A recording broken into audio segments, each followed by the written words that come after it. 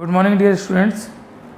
अभी पिछले वीडियो में अपन जो देखते हुए आए थे वो क्या पढ़कर आए थे, भौतिक राशियों का वर्गीकरण। उनमें वर्गीकरण में हमने पढ़ा था भौतिक राशियाँ दो प्रकार की रहती हैं, जो प्राकृतिक रूप से हमको प्राप्त होती हैं उनको कहते हैं मूल राशियाँ, और ऐसी भौतिक राशियाँ जिनको हम मूल राशियों की सहायता से प्राप्त करते हैं वो हमारी कहलाती है व्युत्पन्न राशियाँ। उसके बाद फिर हमने मात्रक के बारे में पढ़ा था। तो मात्रक क्या होते हैं कि ऐसे कुछ स्टैंडर्ड वैल्यू या स्टैंडर्ड मान जिनकी सहायता से किसी राशि की एक निश्चित मात्रा को व्यक्त किया जा सकता है, उनको बोलते हैं उसका मात्रक। तो मात्रक में भी दो प्रकार थे, जो मात्रक मूल राशियों को व्यक्त करने के लिए प्रयुक्त किए जाते हैं वो मूल मात्रक कहलाते हैं, और जो मात्रक मूल राशियों की सहायता से बनने वाली व्युत्पन्न राशियों को व्यक्त करने के लिए प्रयुक्त किए जाते हैं उनको बोलते हैं हम व्युत्पन्न मात्रक। यहाँ तक का पोर्शन अपन पिछले वीडियो में पढ़कर आए थे। अभी तीसरे प्रकार के मात्रक और आ जाते हैं, और समझेंगे हम, तो उसको बोलते हैं हम पूरक मात्रक। तो क्या कहलाते हैं? पूरक मात्रक। ये है क्या, समझेंगे। पूरक, जैसे आप प्रयोग करते हो, पेपर देते हो, पेपर में जो कॉपी आप यूज लेते हो उसको पूरक उत्तर पुस्तिका बोलते हैं, अंग्रेजी में उसको बोलते हैं सप्लीमेंट्री। तो पूरक का मतलब पूर्ति करने के लिए जो चीज़ों का हम उपयोग करते हैं उसको पूरक बोलते हैं।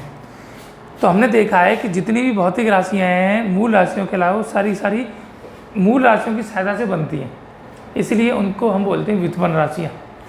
ऐसी मात्रकों के बारे में बात करते हैं कि जितनी भी व्युत्पन्न राशियाँ हैं उनके मात्रकों को हम देखते हैं तो क्या बोलते हैं, वो मूल मात्रकों की सहायता से प्राप्त बनते हैं, इसीलिए उनको बोलते हैं व्युत्पन्न मात्रक।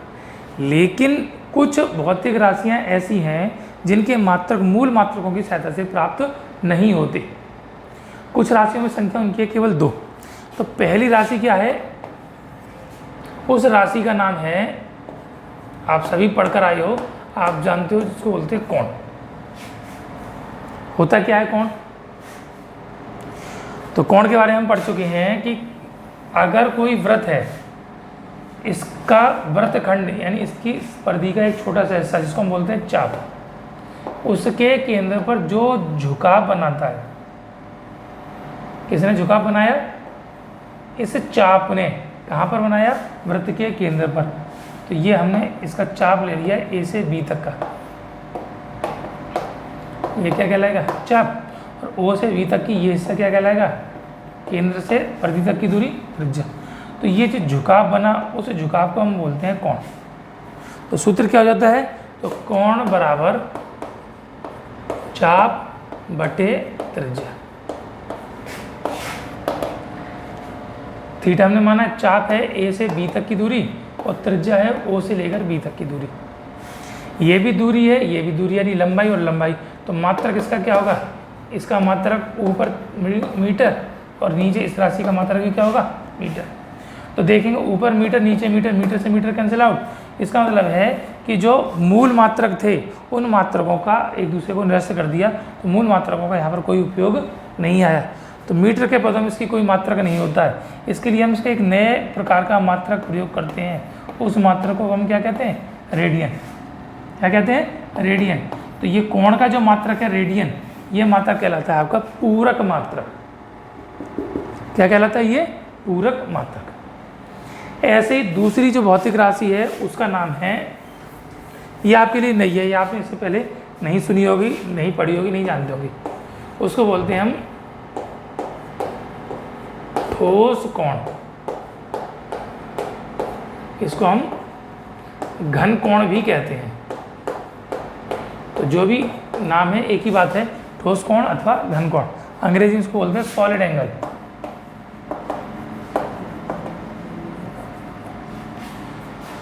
है क्या चीज़ ये ठोस कोण घन कोण? इसको समझेंगे। कोण के बारे में हमने देखा था कि वृत्त का वृत्तखंड उसके केंद्र पर जो आकृति अंतरित करता है।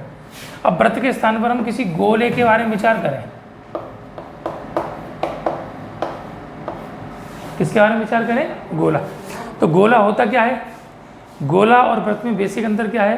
तो गोला है वृत्त है 2 डायमेंशन द्विविमीय आकृति, और गोला है 3 डायमेंशन यानी त्रिविमीय आकृति। वृत्त की केवल लंबाई चौड़ाई होती है, ऊंचाई नहीं होती, लेकिन गोले की लंबाई भी होती है, चौड़ाई भी होती है और ऊंचाई भी होती है।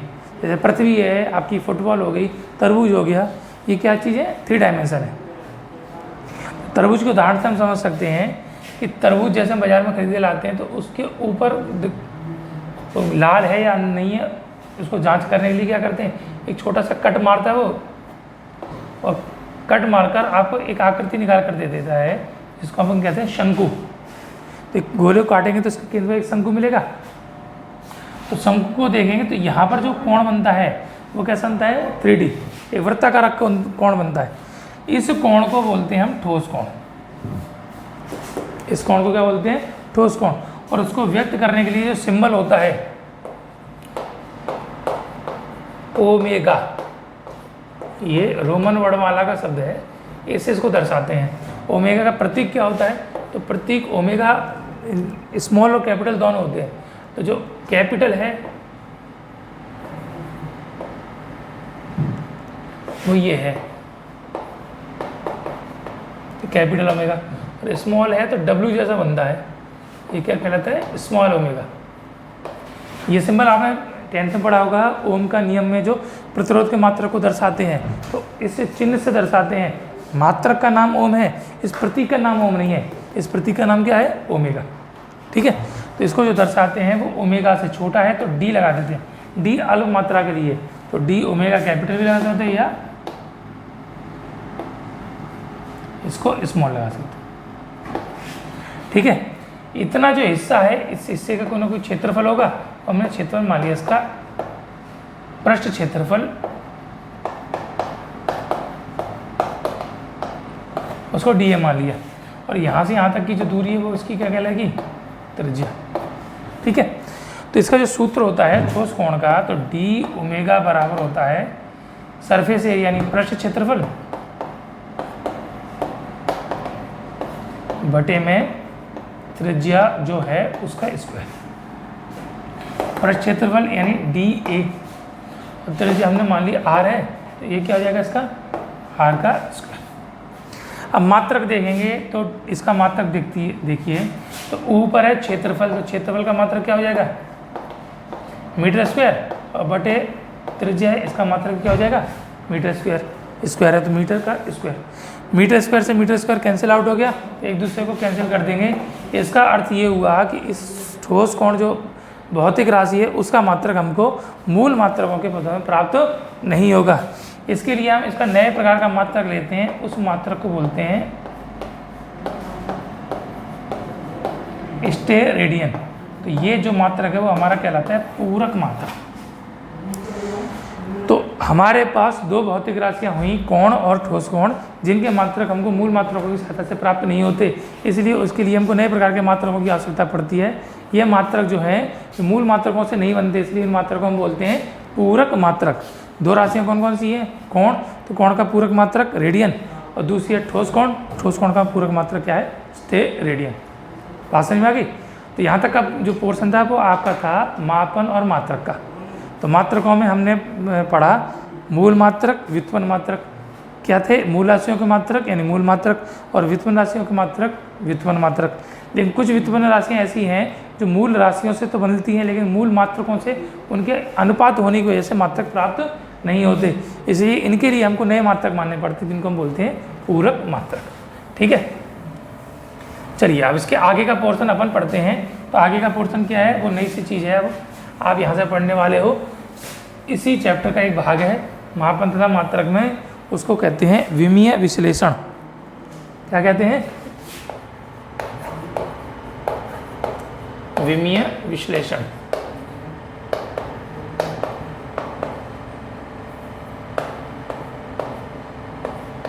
विमीय विश्लेषण यानी डायमेंशनल एनालिसिस। तो विमाएँ क्या होती हैं, एक बार उसके बारे में विचार करेंगे। हमने पढ़ा है कि सारी की सारी भौतिक राशियाँ हैं वो मूल राशियों से बनती हैं। तो 7 राशियाँ हैं मूल राशियाँ, बाकी सारी राशियाँ इन 7 राशियों की सहायता से बनती हैं। तो जितनी भी हम भौतिक राशियों के बारे में विचार करेंगे सारी की सारी मूल राशियों से बनी। तो इसका मतलब है कि कहीं ना कहीं मूल राशियाँ उनके अंदर हैं। अब मूल राशियाँ, तो मूल राशियों को हम किसी सिंबल से प्रदर्शित करते हैं, किन्हीं प्रतीकों से, किसी सिंबल से उसको दर्शा दें, तो बाकी शेष राशियाँ उन्हीं सिंबल्स के पदों में हम दर्शाए सकते हैं। तो कैसे कर सकते हैं, तो उसके बारे में जब विचार किया गया तो वैज्ञानिकों का मत आया कि सारी की सारी राशियों को किसी न किसी सिंबल से दर्शाएं। सिंबल से दर्शाएं तो 7 राशियाँ कौन कौन सी थी हमारी, मूल राशियाँ पहली थी द्रव्यमान, दूसरी राशि लंबाई, तीसरी राशि समय, चौथी ताप, पांचवी विद्युत धारा, छठी प्रकाश की तीव्रता, उद्दीपन तीव्रता भी बोलते हैं इसको,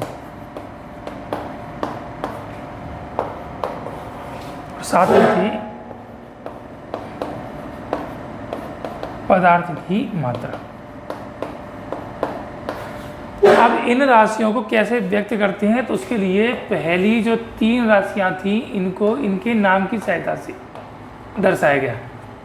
कैसे दर्शाया गया?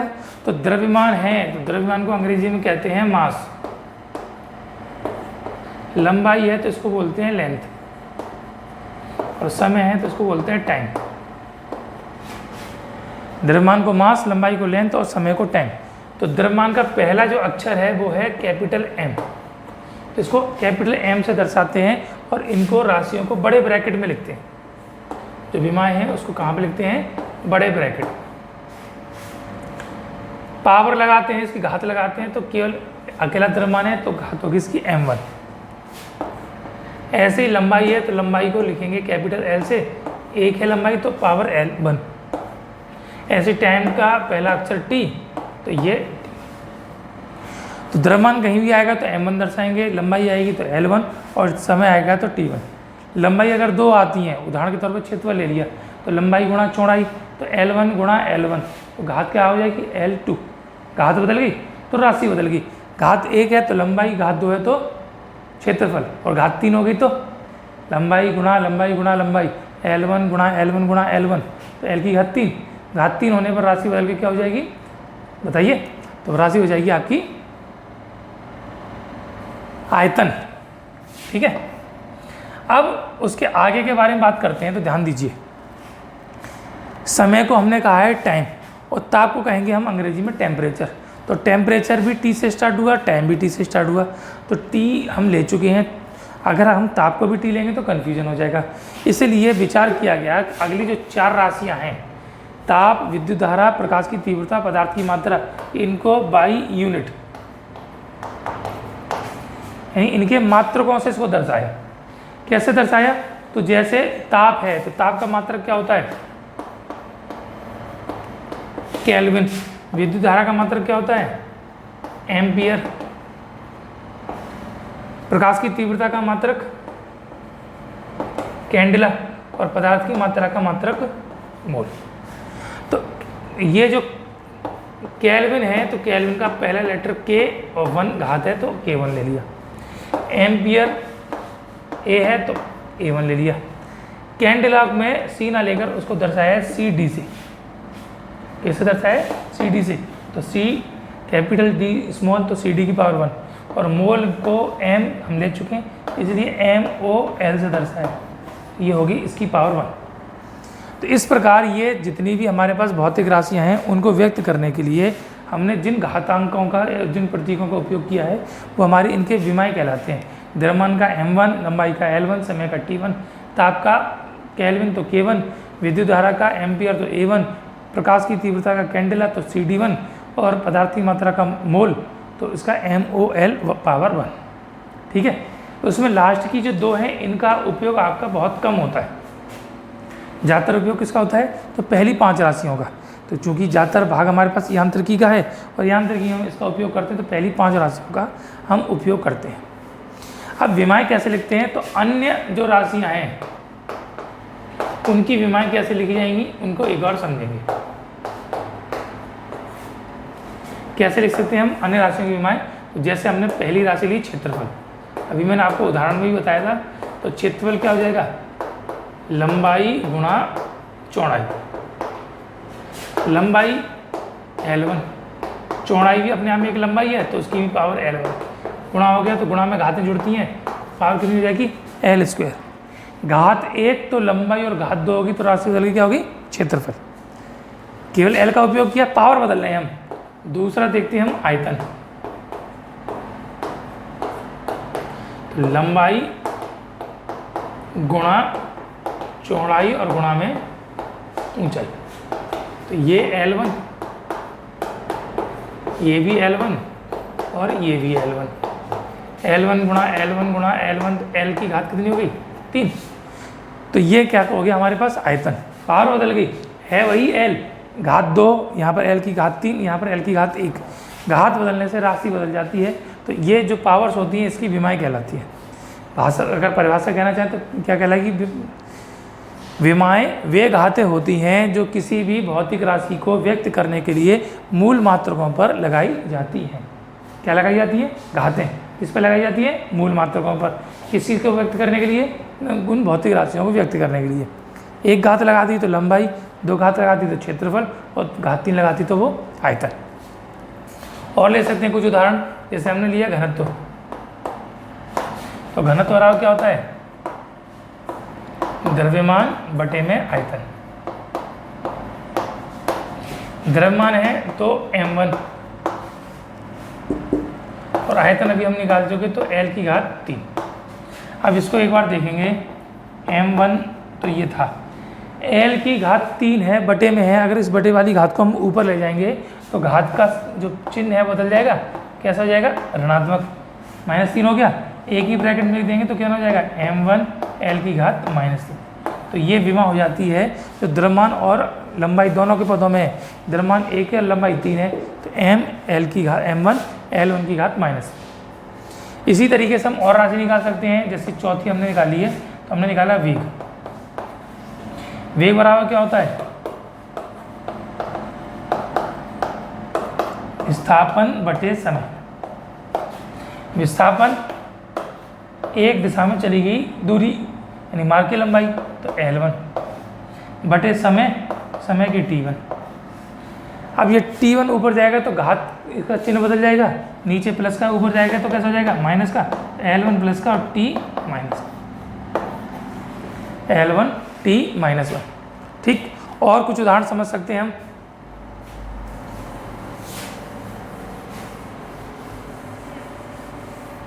जैसे वेग के बाद अगली राशि हमने ले ली त्वरण। त्वरण बराबर क्या होता है, वेग परिवर्तन की दर को त्वरण कहते हैं। वेग परिवर्तन बटे समय, वेग में परिवर्तन हो या वेग हो, बात वही है। तो L1 T -1 अभी निकाला आपने, राशि तो वेग है और बटे समय है तो T1। अब ये T1 बटे का है, ऊपर जाएगा तो माइनस का हो जाएगा, तो T -1 और T -1 पहले से ही है, तो माइनस माइनस जो घातें जुड़ जाएंगी, L1 T की घात कितनी हो जाएंगी, -2। ये क्या हो गया, त्वरण। अगली राशि अगर हम निकालना चाहें तो हमने निकाला बल। न्यूटन के नियम से क्या होता है, m यानी द्रव्यमान, a यानी त्वरण। द्रव्यमान की विमा m1 और त्वरण की विमा अभी हम निकाल चुके L1 T -2। एक ब्रैकेट में लिखेंगे तो कितना हो जाएगा, m1 L1 T -2। ठीक, इसके बाद निकाल सकते हैं, जैसे हमने कार्य की निकाली,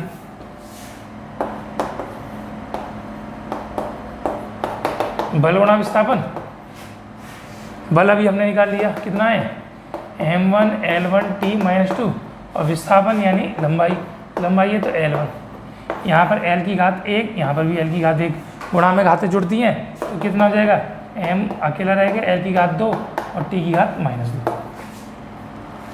ऐसे हम निकाल सकते हैं। अगली राशि शक्ति में केवल एक के बाद जो सूत्र उपयोग मारे उनका उपयोग करें, तो W/T कार्य करने की दर, कार्य हम निकाल चुके, कितना है, m1 L2 और T -2 बटे समय है तो T1। T1 ऊपर जाएगा तो -1 हो जाएगा, -2 पहले से ही है तो -2 -1 तो -3, m1 L2 और T -3। तो इस तरीके से हम जो भौतिक राशि हैं उनकी विमा निकाल सकते हैं। वो आपके M, L, T, K, A, CD और मोल के पदों में आएगी। CD और मोल का उपयोग कम है इसलिए कम आएगा। सबसे ज़्यादा उपयोग MLT यानी यांत्रिकी में लंबाई द्रव्यमान समय का होता है, इसलिए MLT वाले पद हमारे पास ज़्यादा आएंगे। अब कुछ सवाल मैं आपको करने के लिए दे रहा हूँ, आपको घर से करने हैं, यानी विमाएँ निकालनी हैं। देखिए फॉर्मूले यूज करेंगे, उनका उपयोग करते हुए आप निकालेंगे तो विमाएँ आपके पास निकल कर आएंगी। जैसे ये आपके लिए होमवर्क हो गया। तो हम निकाल सकते हैं राशि जैसे दाब,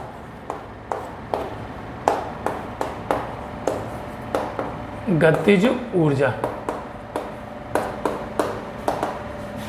स्थितिज ऊर्जा, ठीक है, गतिज ऊर्जा हो गया, स्थितिज ऊर्जा हो गया। और क्या निकाल सकते हैं हम, जैसे आप 10th में आप पढ़कर आए तो उसमें हम निकालते हैं, क्या था, विद्युत विभव,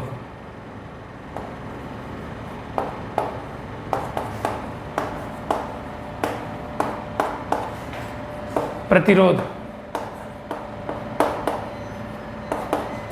विशिष्ट प्रतिरोध,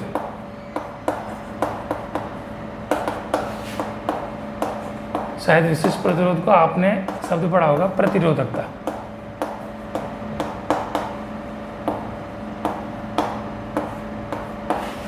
ठीक है, तो ये कुछ हैं, इनकी आपको निकालनी है। इसके अलावा जो जो आपको और ध्यान आए उनको और निकालिए। ठीक है, ऐसे ये पोर्शन आपने विमाओं के बारे में अध्ययन करके शुरुआत की है। अब इन विमाओं को कैसे आगे करना है, क्या क्या उपयोग हैं, उनके बारे में अपन अध्ययन करेंगे। Thank you.